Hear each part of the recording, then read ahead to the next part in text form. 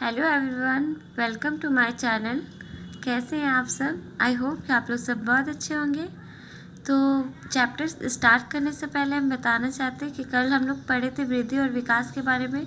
तो कल वृद्धि और विकास का जो चैप्टर है आज वो उसका लास्ट है। आज हम लोग विकास के प्रकार देखेंगे।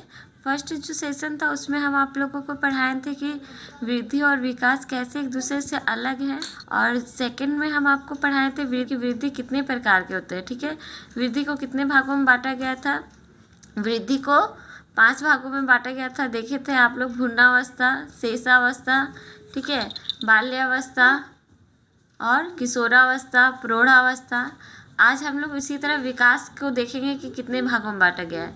तो मनोवैज्ञानिकों ने अध्ययन की सुविधा के दृष्टिकोण से विकास को निम्नलिखित भागों में बांटा है। ठीक है, वीडियो स्टार्ट करने से पहले अगर वीडियो अच्छा लगे तो प्लीज़ लाइक कीजिएगा और चैनल को सब्सक्राइब कीजिएगा और बेल आइकन को भी दबा दीजिएगा ताकि कोई भी नोटिफिकेशन अगर आप लोगों को मिलता है, अगर कोई भी वीडियो हम अगर अपलोड करते तो आपको नोटिफिकेशन मिल जाएगा।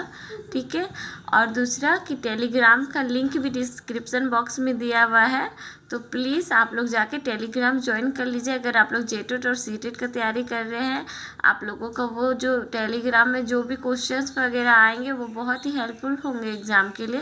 तो चलिए वीडियो को स्टार्ट करते हैं।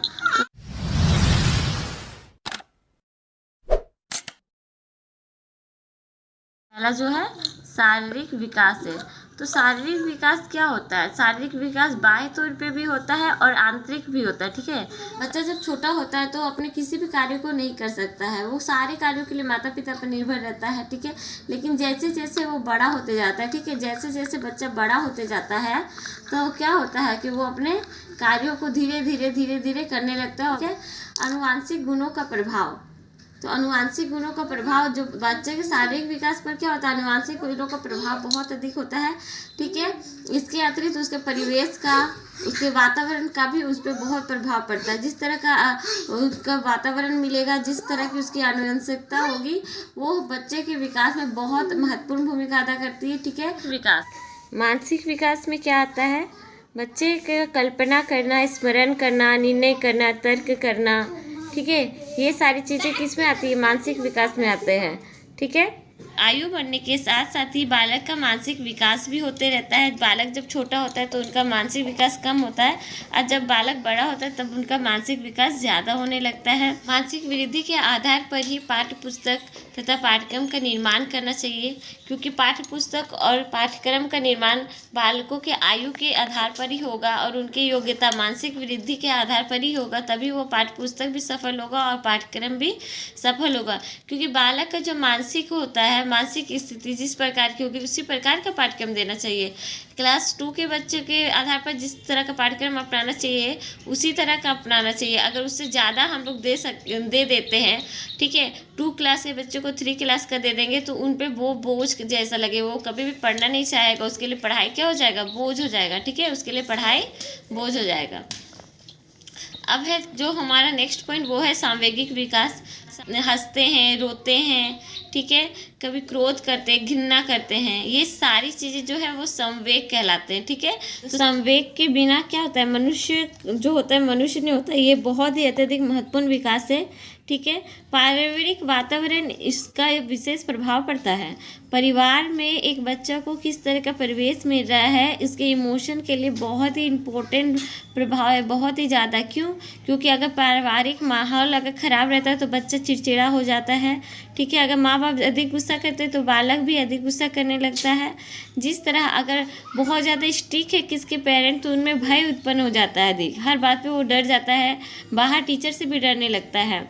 ठीक है, अगर माँ बाप बहुत प्यार करते हैं तो बच्चा कितना उसको स्नेह का प्राप्त होता है तो वो स्नेह देना भी सीखेगा। ठीक है, तो इसका पारिवारिक वातावरण का विशेष प्रभाव पड़ता है। भय, क्रोध, घृणा, आश्चर्य, स्नेह, खुशी, सारे संवेग हैं, हम पहले ही बता चुके। शिशु अपने संवेग को संतुलित नहीं कर सकता, क्योंकि जब बालक छोटा होता है ना तो वो क्या करता है, रोते समय पैर हाथ पटकने लगता है। लेकिन बड़े जो हम लोग अब बड़े हो गए हैं तो क्या हम लोग अपनी छोटे छोटे बातों के लिए क्या पैर हाथ पटकने लगते हैं, रोने लगते हैं? नहीं ना। लेकिन छोटे छोटे जो बच्चे छोटे होते हैं तो वो पैसे के लिए, कभी खिलौने के लिए बहुत जिद करते हैं और रहने लगते हैं। अगला पॉइंट है क्रियात्मक विकास। क्रियात्मक विकास यानी कि कार्य करने की शक्ति, योग्यता तथा क्षमता से लिया जाता है। ठीक है, किस बालक में कितनी कार्य करने की शक्ति, योग्यता, क्षमता है, उनके आयु पर निर्भर करता है। जैसे जैसे बालक बढ़ते जाता है उसका कार्य क्षमता, कार्य कुशलता भी बढ़ती जाती है। नवजात शिशु जो होता है वो कोई कार्य करने में अक्षम होता है, यानी कि कोई भी कार्य को वो नहीं कर पाता है। ठीक, जैसे जैसे बालक बड़ा होता है और अपने कार्यों को करने लगता है तो उसमें आत्मविश्वास जागृत होता है कि हाँ, मैं ये कार्य को कर सकता हूँ। लेकिन जब बच्चा जन्म लेता है तो किसी भी कार्य को वो नहीं कर सकता है, हर कार्य के लिए अपने बड़ों पर निर्भर रहता है। लेकिन जैसे जैसे बड़ा होगा उसका निर्भरता कम होते रहेगा, आत्मविश्वास जागेगा और अधिकतर कामों को वो करने लगता है। अगला विकास जो है हमारा भाषाई विकास है। विचारों का आदान प्रदान करना।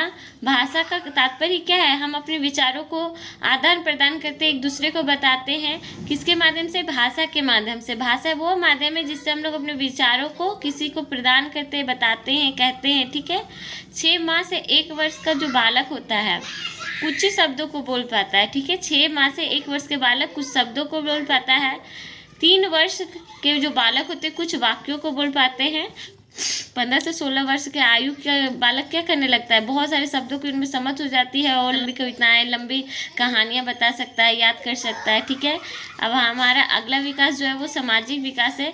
सामाजिक विकास जो है वो बहुत ही अत्यधिक इम्पोर्टेंट विकास है, क्योंकि इससे ही व्यक्ति का आदर्शता का निर्माण होता है, आदर्श व्यक्ति बनता है। सामाजिक विकास के कारण समाज में दायरे में रहकर अगर व्यक्ति कोई काम करता है तभी वह आदर्श व्यक्ति बनता है और वह अपने दायित्वों को निभाना सीखता है सामाजिक विकास के अंतर्गत। सामाजिक विकास जैसे बालक में हो जाता है तो बालक में सामाजिक विकास होगा तो बालक में मन में आत्मसम्मान जागेगा, स्वाभिमान जानेगा, विचारधारा का जन्म होता है कि समाज में हमको कैसे रहना है और लोगों के नज़रिए का ज्ञान होता है। समाज के दायरे का पता चलता है कि अगर वो चोरी करता है, डकैती करता है तो उसको सज़ा मिलेगा, तो ये सब करना गलत होता है। ये सब सारा सामाजिकता से ही हम लोग, समाज से, आसपास के परिवेश से ही सीखने को मिलता है। कोई भी व्यक्ति अगर समाज के नियमों के आधार पर जीवन का विकास करता है तब वो एक समाज जो होता है वह आदमी तो शिक्षित बनेगा ही, वह आदमी शिक्षित बनेगा ही, साथ में शिक्षित समाज का भी विकास होता है। आज हम लोग देखें कि विकास को कितने भागों में बांटा गया है। तो कितने भागों में बांटा गया है? शारीरिक विकास, मानसिक विकास, सांवेगिक विकास, भाषाई विकास, सामाजिक विकास।